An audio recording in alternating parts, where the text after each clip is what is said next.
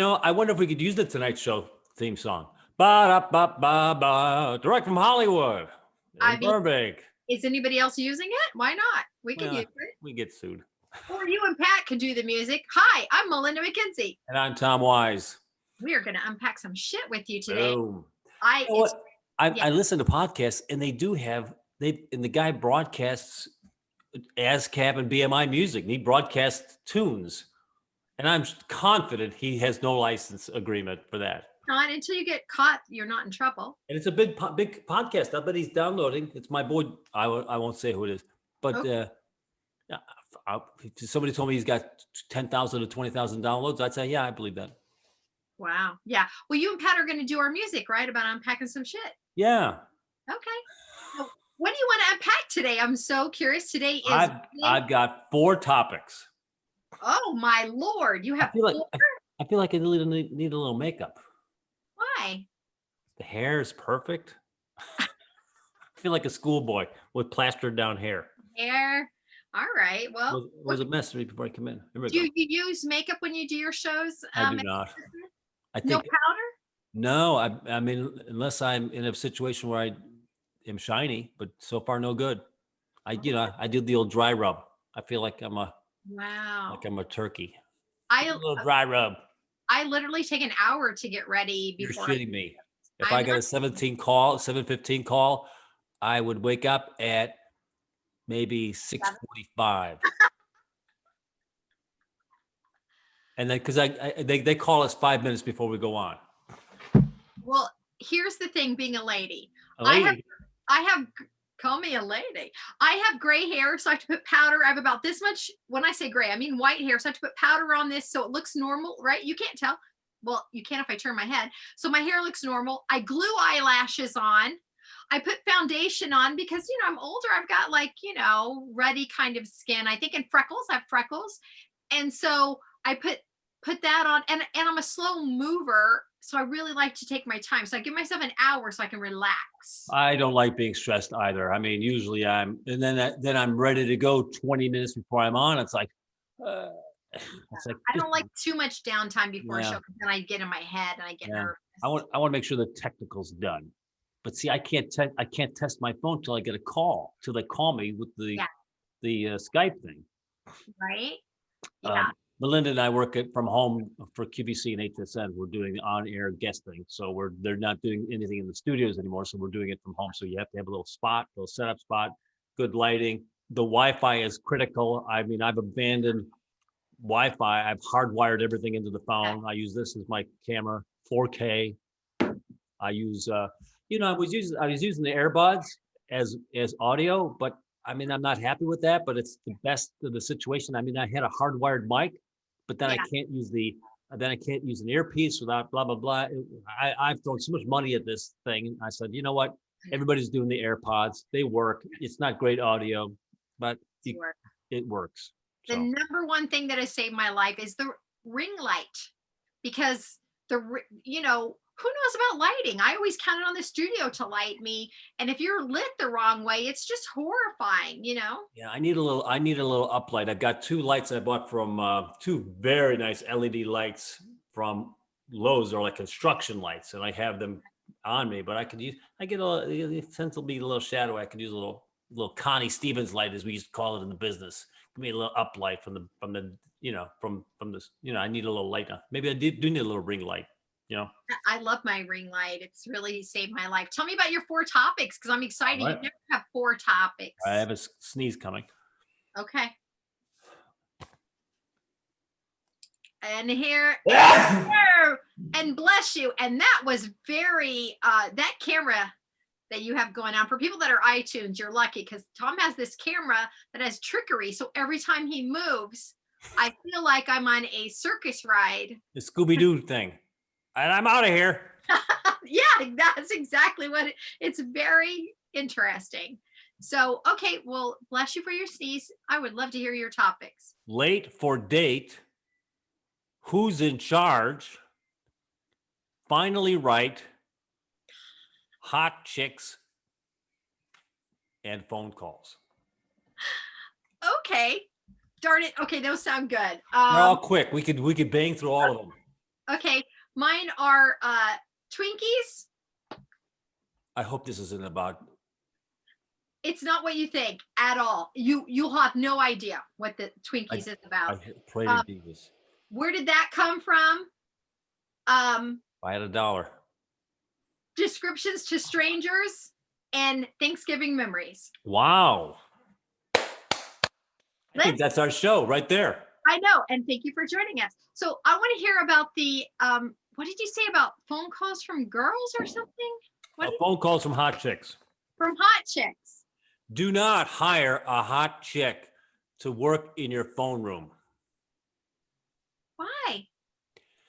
I had a 11 o'clock appointment. I'm going in for like testosterone replacement, Okay. beads or a shot. My boy Rob did it about 2-3 years ago. Son of a bitch, he looks like $1 million.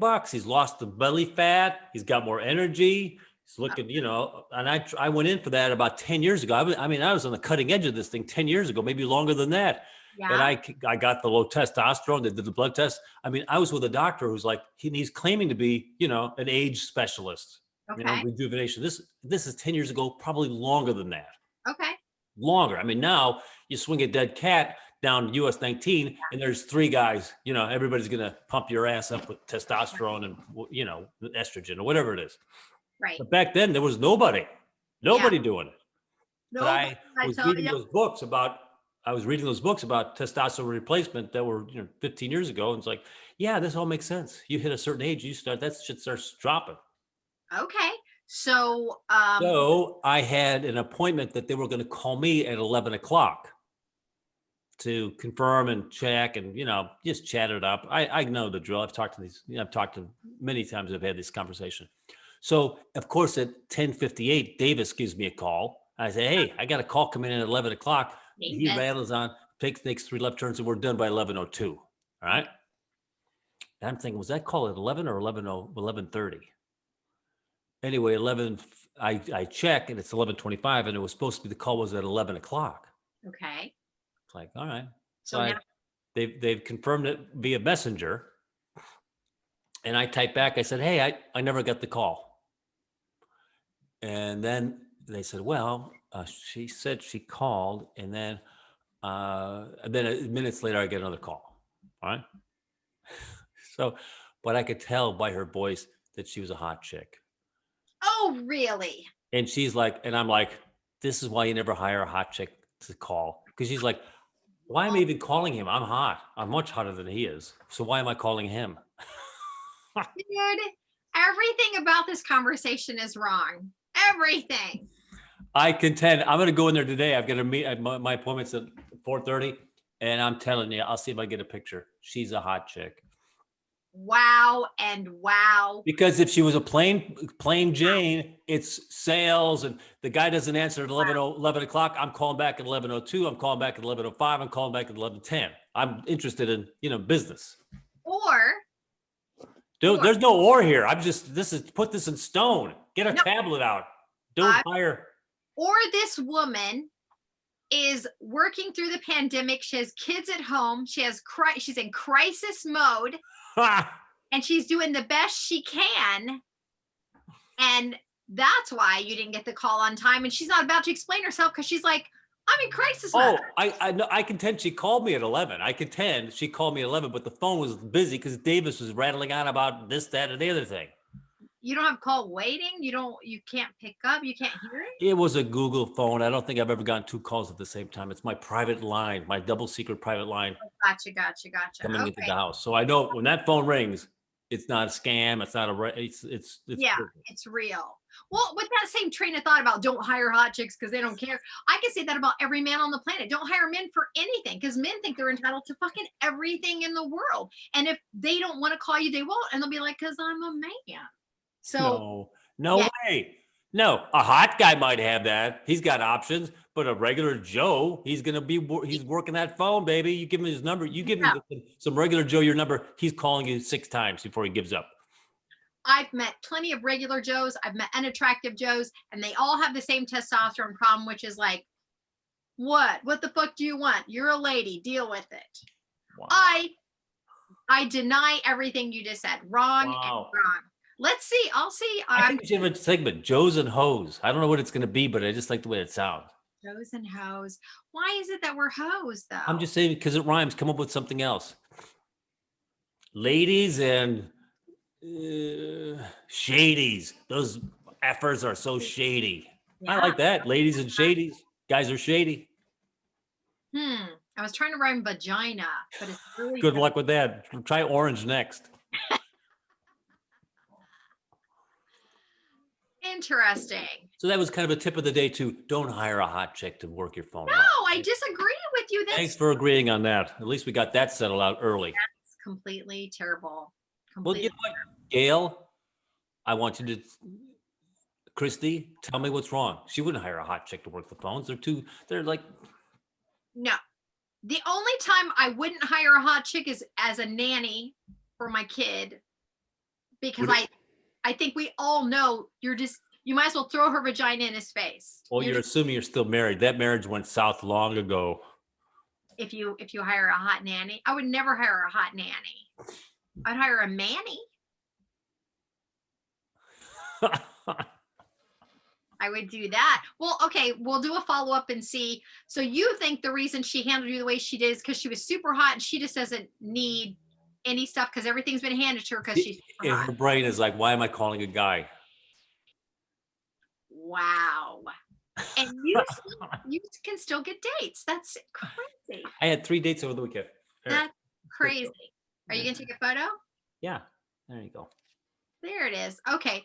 So, all right. Well, that was a fun topic. We'll just leave that and we'll let our audience respond to that because I think you're wrong. I think you're wrong. You know what? It's like there are reasons that people say Chinese women are bad drivers. Irish people are alcoholics.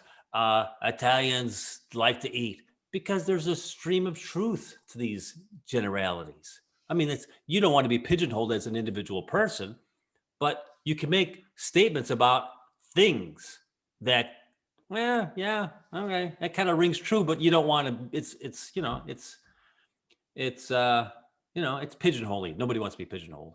Right? No one wants to be. And I'm a Sagittarius. I got a hot temper, or I'm a Virgo. I'm whatever. Like, well, those are excuses. Those are just excuses. I've got a red head. I don't agree with anything. I'm Irish. I have a hot temper. That's true. But I don't use that as an excuse. I'm actually proud of my temper. Right. Yeah. So, okay. Well, I'm going to say no to that. Okay. Do you want to talk about Twinkies? Where did that come from? Yeah. Twinkies. Check this. This is where you're going to get in trouble. Go ahead. Check this shit out. So, I'm doing intermittent fasting. Who isn't? Go on. And it's really doing nothing for me. I'm still sticking to it because it does feel good to not eat late at night and to have that time frame. But I thought I'd shed the pounds and I'm not. Then I saw a thing on Instagram, which I love, love, love. So then I researched it to see if it was true because I thought this is too good to be true. Get ready for this.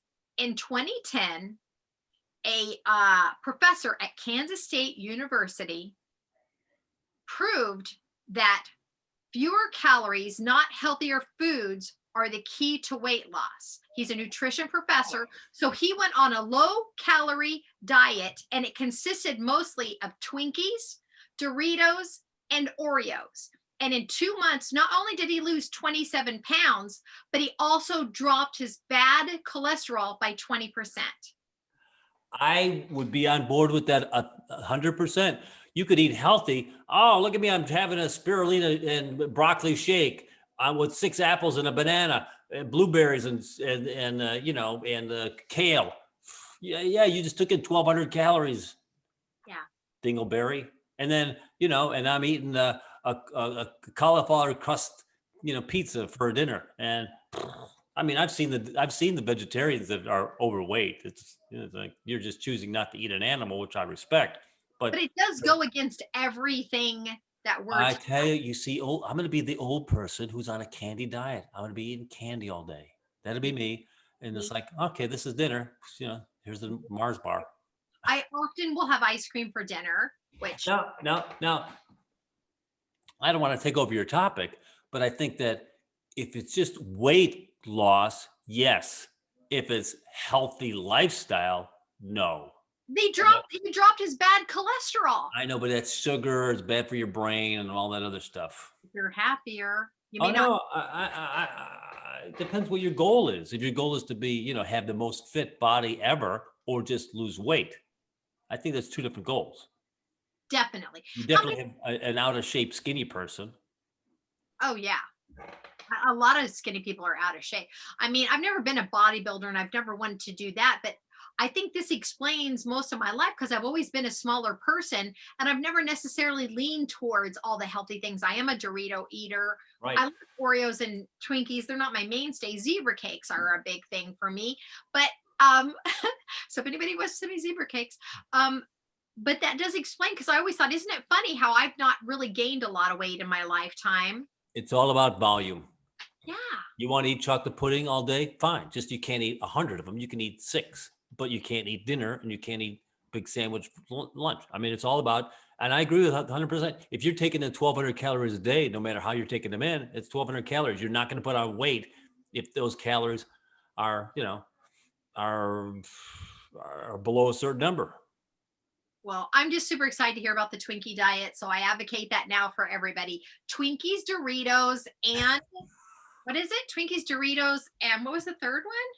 It doesn't matter. Oreos. So keep your calorie count down, but you can have those so you're happy and you'll lose weight. And you are welcome. Did you see the latest meme on Facebook about a woman? You know what? I assume it's a woman. I don't know that it is a woman. It could be. Let's make it a man. Okay. Going to the doctors trying to lose weight.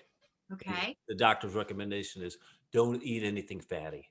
And he says like like steaks or like hamburgers or things like that. He goes, no, you misunderstood me. I said, don't eat anything fatty. Oh, ouch. No, I haven't seen that one. I've mostly been looking at memes about Thanksgiving. What is it? Have a socially distanced Thanksgiving so you don't have an ICU Christmas. Those are the memes I'm seeing right now because that's the stuff I've been researching. I took my COVID test yesterday. What's the timeline? Here's what I learned yesterday because I have family that live in other states that have taken the COVID test and they've gotten different information about 5 days, 6 days. Oh, it's too late. Oh, it's too soon. Well, my girls drove down from Chicago. Okay. And they took tests. They never leave the house. They took tests before they came. They found out that they were clear, which is no surprise. They don't go anywhere. Right. But they have themselves, they're interacting with, they're engaging with themselves. I'm out here, little old me. So I'm going to drift away every now and again for a cocktail outside, with a mask until I'm drinking. Then it's not. Everybody's got to get in their head of what they think is safety, whether it's right or not. You might be 1,000% wrong to get in with, 6 feet. Why not 12 feet? Is it 3 feet? We don't know. We're making it up kind of as we go along, I think. We are. Right. But I think masking is good. I would never go into Publix without wearing a mask, things like that, walking on the street. People are still fighting about that. People are still saying, you can't take away my freedom. And, once we get across the board, the United States, I think the biggest mistake we made is that every state has a different criteria. Well, I'm sorry, but that's the president's job.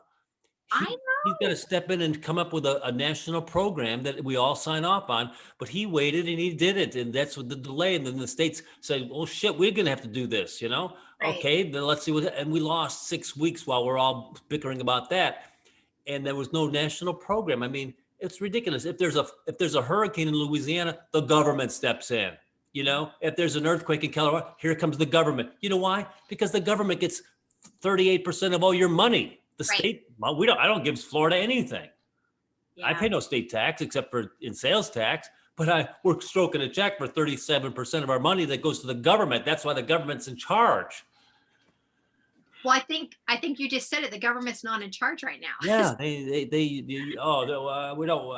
I prefer to do something else than that. So yeah, so I'll be very excited for this transition, so we can get on board. I'm glad to hear about all the vaccines. It's very exciting. Hey, you know what? After I get a vaccine, you know what? Don't wear a mask. I don't give a crap. Well, I'm continuing to learn. I'm in New York, so we got hit first. So we have a different vibe over here. We saw how bad it could be, and we saw. That's horrible. I mean, if you don't think a vaccine is a good idea, then once I have my vaccine, my kids have their vaccine, you're free to do whatever you like. Yeah, and well, I think we are going to have some of that. Of course. Of course we are. Of course we are. Yeah, People are, well, they've trained people not to trust the vaccines, or you've got people that don't trust, mumps vaccines or measles vaccines. You're yes. insane. You're insane. It's it's hard to take, but I guess that's a good lesson for us all to kind of see how the rest of the world feels, because this is the most vocal I've seen a lot of people in my life. Most people don't discuss these things, and people are very vocal one way or the other. And it's been interesting to kind of watch the mentality of what people pay attention to in research and what people just do based on feelings. And I'm a big Right. feelings and emotions girl, but when Yeah. it comes to your health and when it comes to a pandemic, I'm not going on my gut. I'm going on science and Yeah, doctor. I mean, you got deniers of polio, you've got deniers of smallpox and whooping cough because you never lived there. You didn't live in 1912, or your mom had 7 kids and 2 of them lived. Yes, You didn't live like that, or your neighbor was in an iron lung right. because you never saw it. But isn't that a shame? I mean, Tom, I feel like we're on the same page with this. I don't need to personally know someone. Right? Please, let's not have tragedy befall me. I'll take your word for it that polio was shitty. Yeah. So it'll be interesting to see what happens. I'm sad about this, this holiday season because, my mom is staying in Florida. We're not visiting. We're staying, Let me say, I know you guys are all locked down in New York, but I tell you this, our numbers really haven't soared in proportionate to how loose we've been, because the people themselves, even though the governor has not come out with a mask mandate, you go to a bar, we're masked up. You go into Publix, masked up. Not a law, not a mandate. Nobody's walking through Publix without a mask. Nobody. Nobody's in Ace Hardware or Home Depot or Lowe's. Even though it's not a law, they're all these places have taken upon themselves saying, you're not allowed in here without a mask. We don't want to have a big conversation. There was I remember about a month and a half ago, there was a guard at Walmart. They had a guard stationed there, a guy in a uniform. Don't come in here without a mask. Okay, And that's good. don't give us a bunch of shit about it. So I think that outside at a park, at the zoo or whatever, yeah, it seems safe. It seems, logically safe that you're diminishing your molecules. You're 6 feet away. It's like, Right. And because they're telling us, because we've got colder weather now, right? It's almost yeah, Thanksgiving, that it's different. Like it actually the virus doesn't dissipate as well as it does in the heat, and to be more cautious. And so, sure. yeah, we're definitely in a different headspace, but I'll be very happy to see a mandate for all of the whatever we call these United States, because we're very not united right now. All right. So Okay. Everybody's weird. let's, If they wanted this conversation, they go to CNN or whatever that was. we're like CNN, you and I. Mhm. Okay. What was that first topic that you brought up? Because I feel like when you said it, I was like, oh, Late for a date. Who's in charge? Finally, right. I want to know who's in charge. Okay. We all know to do the right thing. Sensible salad or fudge chocolate cake, right? Both. Why is it we have that fight in our heads? Why aren't we just automatically making the correct choices all the time? Why is it so difficult to find exercise where it's very easy to do the wrong thing and watch and binge watch? Why is it the heart the right thing to do brain has trouble controlling the let's take the easy way out brain? Do you think it's about serotonin levels? But let me say this: after you're done doing the wrong thing, we don't feel so good. After you're done working out for an hour and a half, you feel like $1,000,000. It's not so the Right. reward is there. You get the buzz for doing the right thing. You're right. I think it's the way our minds work because, studies have shown that your serotonin levels shoot up when you don't participate in something you've obligated yourself to. There's something in your brain that goes, oh, I got by with that. And you get a little bit of a boost. So I'm wondering if we all know that chocolate fudge cake is not good for our health like a salad is. We know that. No one has to explain that to us. So maybe there's something going on in our mind where we go, oh, you know what?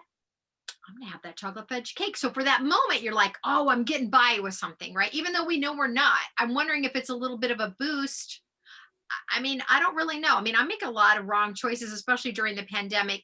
But I will say this. Yesterday, I made a lovely salad and I bragged to everybody. I called my sister. I was like, I made a salad with tuna and and green peppers. I had to brag about it because I really, really wanted zebra cakes. And I thought, you know what, Melinda, you can have zebra cakes tomorrow. And I was so happy that I had this There you salad. go. See, you're happy about making the right choice. Yeah. Just an interesting thing. That wouldn't you think that happiness would encourage you to do the right things to keep on feeling happy about after you're doing the right thing? Well, Apparently not. I mean, but it's got to be the way our brains work, because clearly we fight with ourselves all the time about not only what we eat, but exercise, lifestyle choices, dating choices. We know that's maybe not a great choice, but we do it anyway. What's going on that we can't protect ourselves to a level where we're going, no, I won't, date the guy who's never sent me any photos and says to meet him in a dark alley. I'm not going to do that. Where instead you're like, well, he sounded cute on the phone, and dark alleys can be romantic. and I guess the mystery is the positive reinforcement is there, but it doesn't work when it apparently doesn't work, because afterwards we feel bad after the cake and we feel good after the exercise. Well, I do know from just a little bit of dabbling into like neurosis and how our minds work is that the reason we focus on bad things and things that, let's say I had a bad divorce per se. Let's just make this up. Let's say I had a horrible divorce. So I think about it a lot. Like, oh, no, I don't want to get married again. I just had a horrible divorce, right? I don't want to do that. That's your protection level. They say the reason you rethink about something that's hurt you is it goes back to caveman days. It's your survival instinct where you're like, oh, that really hurt. That really hurt. I'm not going to do that again. But instead of us learning and going, okay, that was just that one particular individual. That's not every man on the planet. That was this one particular individual. There are plenty of other lovely individuals out there, but it's your survival instinct that goes, no. Well, No. that's why you buy burglar bars after you get robbed, and your neighbor could care less because it hasn't happened to him. Yeah. So I don't know. That would be an interesting subject to delve into, especially when it comes to like fitness and healthcare. Because you tell me one person in your life who hasn't struggled with that. Everybody does. I mean, yeah, go out and go walk 2 miles. It's going to be good for you. You're going to feel good while you're doing it, probably, and when you're done doing it. Yeah. So Christy, Gail, help us on this. help us, guys. We don't know. Frank. Who's tell- Frank? Huh? Who's Frank? Are you being serious? Yeah, Who was our first guest on the show? Frank. Isn't that his name? You had him on, the guy that that No, lived in Indiana? yeah, not Frank. I'm so sorry. I thought his name was Frank. No? We know Frank Bapty, but I don't think Frank watches the show. This was Chuck, the guy. it's Chuck. Chuck was from Indiana. I'm so sorry. Well, I had it stuck in my head that We only have 3 dedicated viewers. Ugh. but someone that listens. I'm gonna edit that out. Edit it out. I'm very sorry, Chuck. I think about him all the time. I thought about him the other day and I thought, I wonder how he's Really? doing. I haven't really heard from him in a while. Do you hear from him? I invited him to be a guest. He accepted, so we'll bring him back another time. Yeah, no, he was great. I really liked his energy. It was fun to have him on the show. So I would love to get input on this because I don't know. Christy probably knows because she studies, all of the things and she understands about people. Okay, we need a new topic. Okay, so all right. So my topics are: where did that come from? Stranger descriptions or favorite Thanksgiving memory. Let's do. Where did it come from? Okay. Where did it come from for 200? For 200. So I love to know why things are the way they are. So I started looking up phrases and where they came from. So do you know where the phrase piss poor comes from? I'm gonna guess that it had to do with pissing in a bucket, and you didn't even have a bucket to piss in. You were that poor. Yes, that's exactly what it is. It's from the 1500s. They used urine to tan animal hides, and that was a way to make money. But a lot of people couldn't even afford a bucket, and they had nothing to piss in, so they were piss poor. That's actually where it came from in the 1500s. That's also where "don't have a pot to piss in" comes from, because of that. Okay, so do you know what this phrase came from? Don't throw the baby out with the bathwater. I'm familiar with the phrase. I know what it means. I didn't know that there was actually event that you have to caution someone. Hey, oh, easy. I know you gave the baby a bath, but Do not throw the baby out with the bathwater. Well, this was very interesting. So, also in the 1500s, people had a tendency to get married in the month of June. Why would they get married in the month of Wait a June? minute, can I make another guess? Yes. Because they take their yearly bath, and then you took a bath by order of age. Dad went first, mom second. By the time we got to the baby, that bath water was black. That's pretty much it. They according to this, people would take their yearly bath in May. So when they would take their yearly bath in May, the dad always went first, which is disgusting because It sounds like I'm looking over your shoulder. shit. So yes, it would be the dad, then the mom, then the kids. The baby was last, and so that's where that phrase came from. But that's also why when women got married, why they carried flowers to cover up the scent of the smell. Do you know that's why women started carrying bouquets of flowers to cover up their And maybe, smell? but it's not for all those other things that they stick up their nose. But isn't that interesting that we have things that we say that we do? How often do we know like exactly where they came from? So okay, here's another good one. Okay, this is about being saved by the bell. Do you know where that came from? Ooh, Saved by the Bell. Well, I know that they use it in boxing where the guy's teetering and just before he goes down, the bell sounds off, ending the 3-minute round of the ring. So he was saved by the bell. However, I'm going to think that it has more to do with a fire and an alarm that goes off that indicates trouble and thus alerts rescuers. Here's where it comes from. Okay, that was way too much cackling. I'm sorry, I can cackle when you're finally wrong about something. It makes me very happy. Holy God, You're so wrong. Here's where this is freaky, Tom. Okay, check this out. In the 1500s, they had a run of trouble where they would bury people they thought were Oh, dead. of course I know that. Remember that? That was Yeah. the thing. They would find scratch marks on the coffins. So they would have a string attached to your finger that went through the coffin to the ground, and you had a bell attached to it in the thing. So if you were still alive, you still had a little something left in you. Yes. A little ring. And that's also where the phrase the graveyard shift comes from, because they had someone stay up all night in the graveyard waiting to see if he could hear any bells. What the what? Isn't that crazy? That's crazy. Could you imagine? I guess it must have happened, right? Yeah, because think about it. I mean, it was the 1500s. They didn't always know. They thought people were dead, and then they started. So how soon would you? For what reason would they dig somebody up only to see scratches on the inside? It's like people were stealing. They were grave robbers. Oh. They were stealing, and they started finding scratch marks, and so it got out that people were still alive, and so that's how they started tying the bell to the finger. Well, okay, I'm the mortuary. Do you want this with or without the bell? Well, he doesn't have his head, so I'm gonna say no bell. We even make mistakes in modern medicine. You still hear stories where, oh, they took him out of the morgue, and he, tried to claw his way out of the bag. So He stretched. Wow, that smelled great. mistakes still happen, but I thought that was fascinating. That's where we get these phrases from. Now we started bombing them, so nobody gets up by accident anymore. You're done. You are done.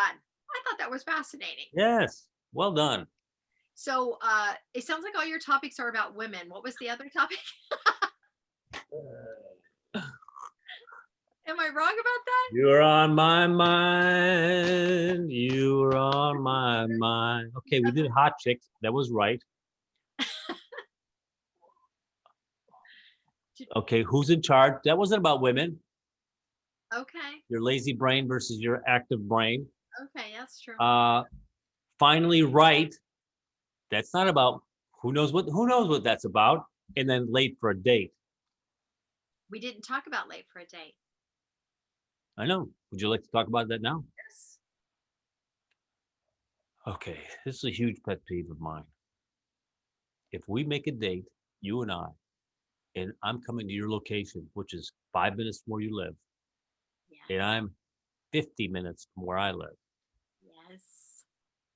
and I text you when I'm leaving the house with a copy of the map, ETA 6:58 for our 7 o'clock date.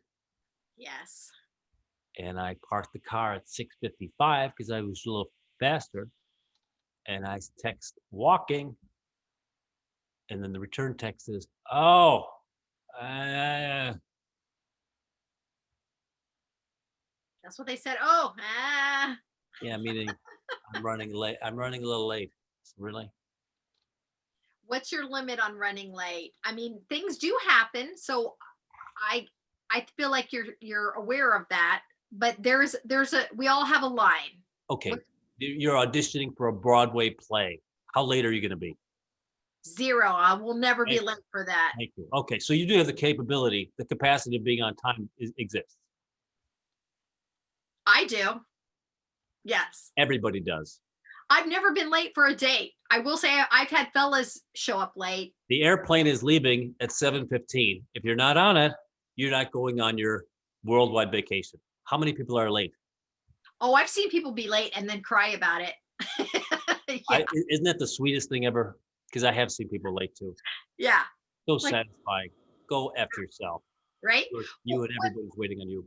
What's your limit for dating? If someone says they're going to be 20 minutes late, Well, I had a date. Remember that date I told you about 3 weeks ago, 4 weeks ago? It was like an hour and a half or something. But I was I was in a Zen spa. The weather was 71 degrees. It was a warm breeze, sitting on a big comfy couch, having a cocktail. I was like, yes, whether you show up or not, I'm still having a good time. right? This is not the case. And the answer is 10 minutes is pretty severe. A couple of minutes, Yeah. but if at 5 minutes in, like I'm looking for parking, it's like Mm. I think I may, you know what, maybe I'm too overly sensitive about it. I don't think that you are, especially for a date. This is your first impression with somebody. And what you're saying, I think, is that you don't value what you're doing at that moment. And it was a reservation as well. It wasn't Ah, like, let's just meet at the bar around 6:30. yeah. No, that's rough. So do you think that that bodes, I was going to say, well, I guess, does it bode well to kind of weed that out and go, well, obviously this person doesn't even respect the first date enough, so I don't have to worry. Well, you know what? It all comes in a bag. I mean, you might go on a date with a guy, and he's wonderful, but he lives he lives 2.5 hours away. Okay. Gosh, he's 58, strapping, makes a good living, easy on the eyes, very generous with his compliments, easy laugher, laughs at your jokes, positive all this stuff all goes in a bag, and he's 2.5 hours away with no intentions of moving anywhere closer to you. So, it's an equation. Or guy lives 5 minutes, a 5-minute walk. I wish he shaved more often, but he's, kind of nice and whatever, he's cuddly and gets along. You know what I'm saying? It's all an equation. You know what though, Tom? I'd like to hear the ladies' response. I feel like men are more sensitive about the distance. I feel like women are more open to dating someone Yeah, farther. because they're not driving 2.5 hours. Who says that the men are doing all the driving? It's 2020, dude. We're not waiting for you to pick. First of all, we're not going to let you pick us up because you're going to molest us. We're going to start the show all from the beginning. Get a brand new attitude, and let's get started on this thing. Because the thing is, like, Do you think you're going to be driving 2.5 hours half the time? Honestly, do not lie at this point. I won't lie to you. I really don't have a problem with it. Answer the question. Yes, I would. Half the time? I would do it half the time. I would. I'm also the person that goes on a date that will pay the bill. I don't wait for the guy. I'm happy paying the bill. You know what I mean? Like, I'll do that. So I would be more willing to go the distance for someone I really liked as opposed to someone who's 5 minutes away who I'm like, Right. I know, but at the end of the day, there is a distance that really makes it unattainable. 4 hours away. Yeah, even at 2.5, I would say I probably wouldn't even start dating that Right. person because the reality is it's not going to work for me. I know, but you met at a bar at an airport, and all of a sudden, he lives in, Then yes, I will ruin my life for him like I've ruined my life for many other men. I'll do it. How red is that flag? Show it to me. I will take it home and love it. Anyway, I think instead of coming in at a 10, the anticipation of 10 when you're plus, I mean, I'm saying, okay, I'm gonna buy dinner. I'm gonna get on time. I'm not gonna be late. Yes. Can we just give a little effort and not be late? Because it starts it off on a bad foot. Yes. No, it feels very disrespectful. I'm with you. I would say how I know you told me about this date, but I'd love for you to tell the people who are listening how you handled it, because I'm surprised that she still showed up, because at that point, no man I know would still have been there, even though it was a great place and you're Oh having, no, the hour and a half was an outlier. I had a clock in my head. Another 5 minutes, I'm out, and she showed up. That was a couple 3 weeks ago. yeah. By the way, we've gone out since then. Have you? Was she on time? Frazzled, but on time. But also, it was an interesting thing, Yes. and the fact that I called her like at 5. I said, "Hey, I'm doing a thing down in St. Pete at 7. What do you think?" "Oh yeah, I'm in. I like that." Very positive. So you get a wide berth for showing up on time for that.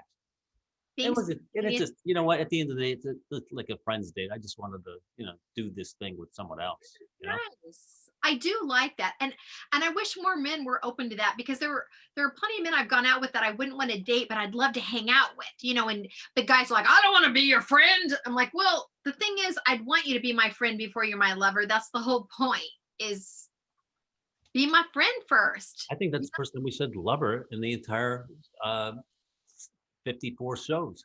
Really? I feel like I've said lover. Really? I've said lover 3 times now. There we go. We're catching up. So yes. Okay, so let me ask you this. I was looking at a stuff, they're talking about 2020 and people have passed away this year, and they gave, they're like, John Smith was a writer, Mary Sue was an acrobat. And then they started making it interesting, and they were, people that were well known, like a well-known author, definitely called an author. But then there was someone else who was like, they were known because they argued about paranormal stuff. They were known to say no to all the paranormal stuff. And it started getting creative, and it started made me thinking, Tom, when we're gone, they're going to say, oh, Tom, he was a blah, blah, blah. How do you think people would describe you once you're gone? Like, what are they going to say? Like, oh, Tom, the HSN guy, because this is how we all know each other. Tom the comedian, what do you think people would say about you? I think that folks would say, easygoing, funny guy. Maybe a little, I don't want to use the word, I don't, but maybe, yeah, easygoing and funny. Yeah, I think that's Smart. that's accurate. That's a good one. Not everybody knows themselves though, right? Not everybody knows how people would describe them, right? As far as, hey, like, because I started thinking, wow, I've done a lot of TV stuff, but I don't want people to just know me as like the girl that was on TV. I would like to think that my impact with people was, I hope and I believe, based on how I've lived my life, is as I've gotten older, I've really tried to reach out and work with younger women and try to remind them how their value is very high and how they are very powerful if they believe in themselves. And I would hope when I'm gone, people say, oh, Melinda, she made a difference. She taught me to really look at myself. Yeah. Yeah. I think that the older you get, the more you realize there's little things you can do to influence and impact in a positive way, people coming up. Because I've pretty much, I'm on my own path for my own business and life, but I'm not looking for mentors anymore. I'm 62. Right. But if I could talk to a kid that just reminded me. I had a friend of my son contact me a couple months ago, and he wanted to have lunch, but he contacted me saying some nice things about, our interaction. I said, oh yeah, let's get lunch. I'm writing his name down right now. Good. And yeah, and it's like, and he's like, well, that wasn't nothing. I hired you to work out here at the ranch, and I treated you fairly, and so there was a big impact on you. So that was fun for you. And he was like, wow, this is nice. He let us decide what the process was going to be between taking a box, putting the product in the new box, preparing this, putting the inserts in, sticking it on pallets. So there was like a 7-step process. I said, Yeah. here's what I got, fellas. It looks like this now. I want it to look like this. I can suggest that you do this, this, and this to make this look like this. But if you come up with a better idea, please, I'm empowering you to do so. Yeah. Which is big because I think you're right. What you said earlier, and I don't know how other people are, but I feel like when I was younger, I maybe wasn't as supportive because I feel like I was in an environment of competition, right, with a lot of other women, and I didn't feel like I had the strength to empower other people. And I would say definitely in the last 10 years, when I have other female peers that succeed, I'm genuinely happy for them. Like, I'm so happy that good things are happening for them. And I can't say that's always been the case in my life. And if I'd rather be jealous, I kick myself in the ass and say, you've been too lazy. I should write more material. I should do more stand-up. I should get more products. I should, be more active in the community. So I yell at myself rather than, Yes. diminish someone else's, hopefully diminish, rather than diminish someone else's achievements. Yeah. So maybe that's another tip for the day is, live your life like you're not going to be here forever, and do things where you can make an impact for something better. Because Amen. if the people before us had done that, I feel like if I had been raised in an environment, I'm not saying it's about my family, but it's the era I was in. If I'd been raised in an environment where I was lifted up and I was told you have value, I would have succeeded earlier and tried more things. I would have been less fearful because I was a very fearful, young woman. Yep. And I concur. All right. I think I'm out of topics. I've got one more, but what do you got? yeah, we've never done all of your topics. Well, my last one is your favorite Thanksgiving memory. Me?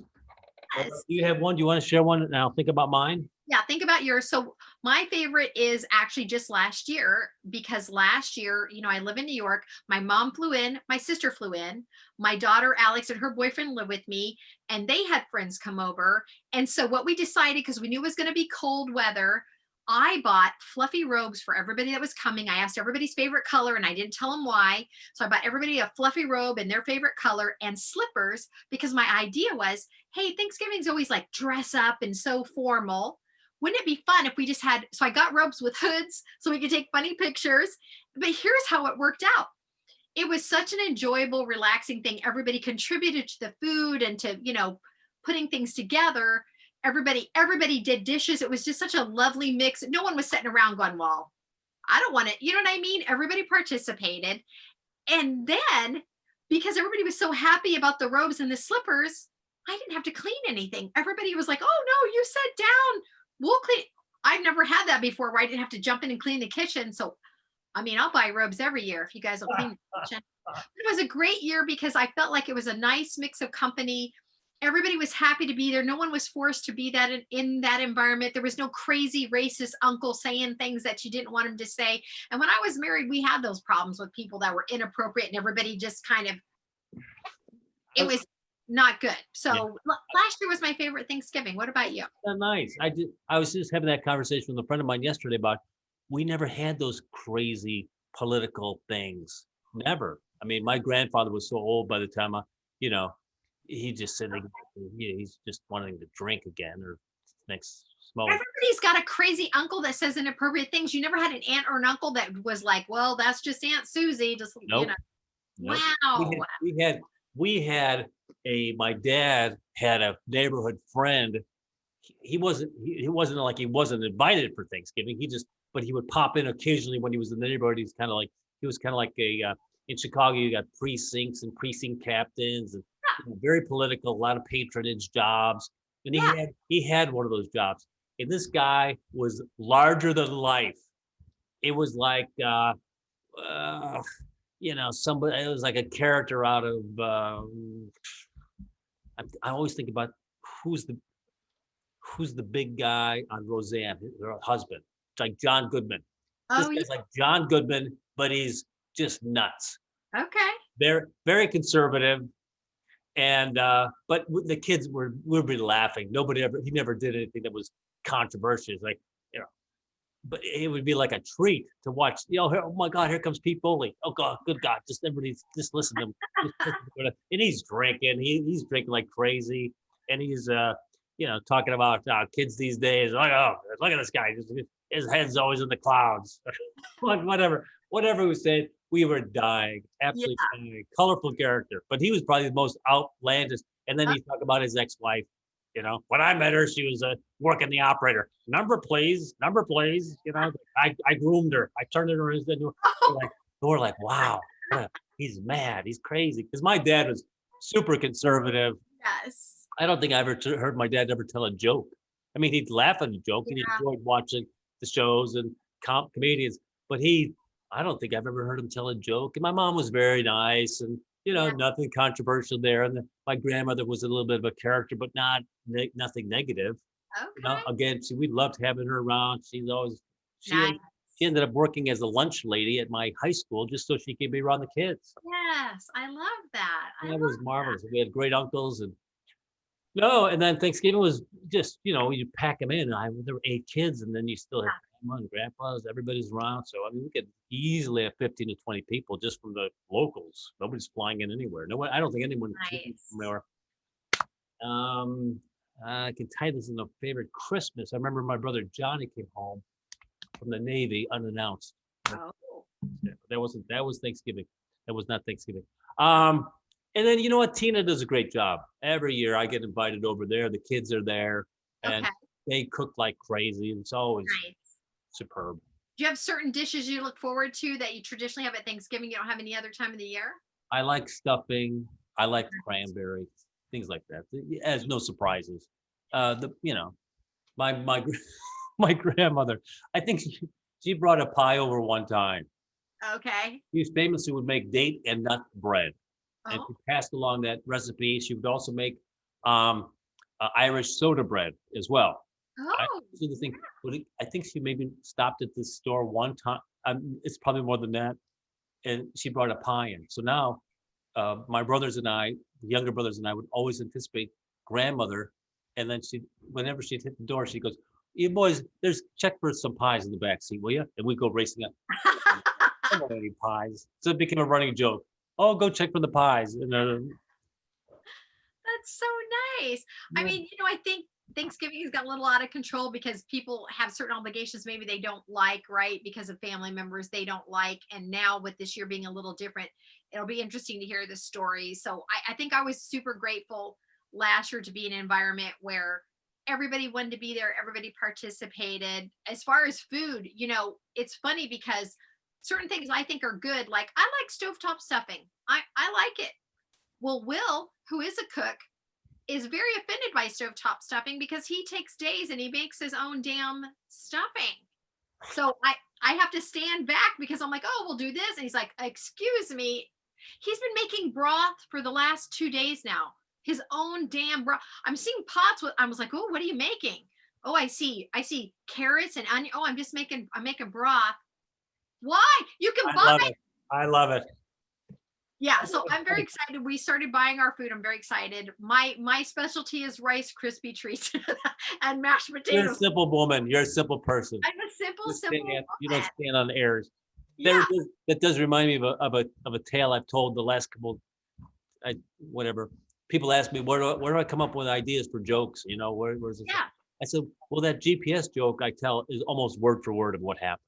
Yes. The joke is, why do women tell me how to drive? Yes. I got a GPS, you'd think it'd be settled. But I remember one date I was on and she wouldn't stop telling me how to drive. I said, Darlene, I've got the GPS. I'll drive under the limit and we'll get there safely. But she couldn't stop telling me which lane to be in, which route I should be taking. I mean, that's exactly how the date was going. Yeah. And every time I looked at her, all I could think about was her ex-husband, just driving all over, driving the lane he wants to drive. Free. Taking the ride he wants to take. As soon as I drop her off, I'm doing the same. It was exactly like that. And then that's the same woman. I took her to a ball game and she met my brother and his wife.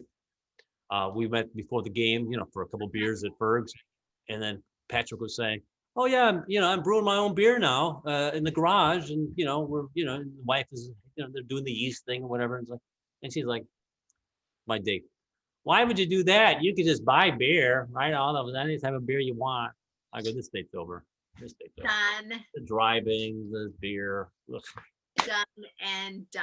I wonder if they ever figured, No, that's how you learn about people, right? Because maybe for someone else, who cares that doesn't bother them, but that would definitely bother me too. I do not like to be bossed around, and I don't like that negative. You're that way too. I don't like that negative aspect. If you don't have anything nice to say, maybe zip your trap. I don't want to hear it. That's another tip for the day. Zip your motherfucking trap. Oh, wow. And amen. All right. That's it. Hey, I got one last one. Do it.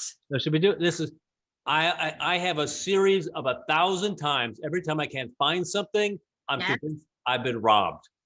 Yes. All right. I was even, again, working on material on that, but it inevitably, the thing appears. Yes. And I'm like, oh, the list of people in my head that I blame for that, I have to apologize, but thank God I never accused anybody. Right? No, listen, Tom, yesterday I thought someone stole my car because I parked it on the side street. I looked out the window and went, what the hell? I thought someone stole it. But here's the deal. I think I'm finally right. I went to play pool the other day on my pool table, right? Yes. No cue ball. Now I've been showing the house. We've had strangers in here. A cue ball either lives on the pool table or it doesn't.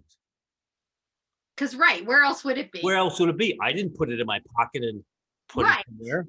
Oh, no. Are you serious? Someone took the cue ball? And I think it's a thing for people to steal a cue ball. Just to F with somebody. Did you tell the realtor? Well, I've had 5 showings and I've played pool once. Oh, that's so frustrating, though. Whatever. But finally, I'm right. I have been robbed. Finally. Thank goodness. You win.